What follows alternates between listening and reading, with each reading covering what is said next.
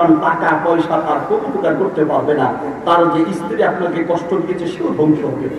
Abul hub টাকার অহংকার করত, সন্তানের অহংকার করতো। আল্লাহ বলেন মা আবনা আনহু মালুহু, মাল মানে কি? সম্পদ। ওয়ামার কাসাব, যা অর্জন করেছে, যা কামিয়েছে, এই সব তার কোনো কাজে আসবে না। মারা গেলেন কিভাবে? ছোট্ট একটা বিচি প্রথমে হলো, এই বিচি থেকে আরেকটা বিচি, আস্তে আস্তে বিচি বড় হচ্ছে।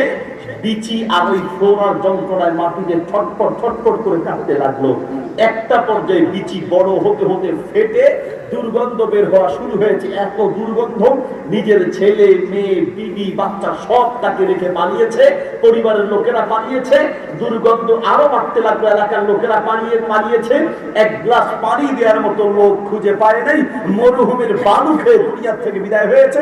মৃত্যুর পরে কেউ কাছে আসতে পারে নাই দুর্গন্ধে। কিছুদিন পরে দুর্গন্ধ কমার পরে দূর থেকে গর্ত করে লাঠি দিয়ে ঠেলে গর্তে মাটি চাপা দিয়ে দুনিয়া থেকে বিদায় করেছে। বেশি কিছু লাগবে না। আল্লাহর বিধানকে অপছন্দ করলে, আল্লাহর বিধানের বিরোধিতা করলে একটা হোক আপনাকে মাটির সাথে মিশিয়ে দিতে পারবে কিনা? কাজে এখনো সময় আছে। আমি জানি না কিভাবে বললে আপনি বুঝবেন। বলবো সেই যাকাতের বিধান